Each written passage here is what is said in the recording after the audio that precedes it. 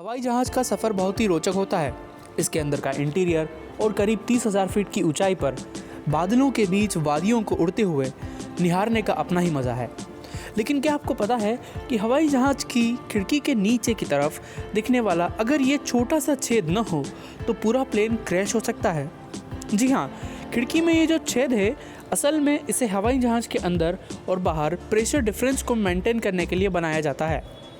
दरअसल जब प्लेन ऊंचाई पर उड़ रहा होता है तो बाहर एयर प्रेशर बिल्कुल नहीं होता, यानी प्लेन के ऊपर कोई दबाव नहीं पड़ता है और वो हवा में उड़ता रहता है। लेकिन अगर प्लेन के अंदर ऐसा हो जाए तो कोई भी जीवित नहीं बचेगा, क्योंकि हम एक उचित वायु दाब में रहते हैं और इसमें ज़रा सा भी अंतर आते ही हमारे कान में दर्द, सांस लेने में दिक्कत जैसी परेशानियां हो सकती है।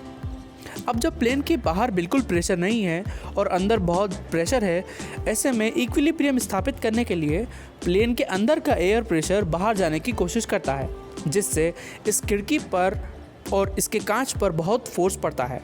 इतना फोर्स जो कांच को आसानी से तोड़ सकता है।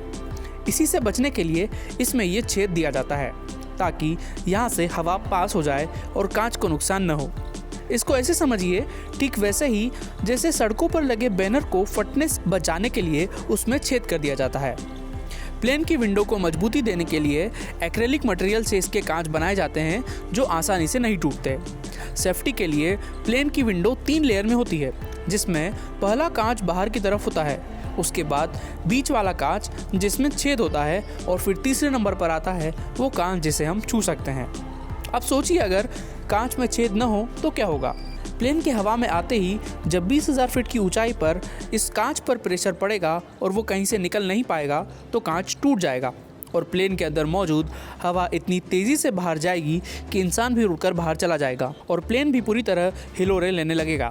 अगर समय पर कंट्रोल नहीं किया जाए तो प्लेन क्रैश भी हो सकता है। विंडो में मौजूद ये छेद अगर न हो तो हमें बाहर कुछ दिखाई भी नहीं देगा। जानते हैं क्यों? क्योंकि आसमान में ऊंचाई पर तापमान कई बार -40 तक चला जाता है और इस कारण कांच पर वेपर जमा होने लगते हैं।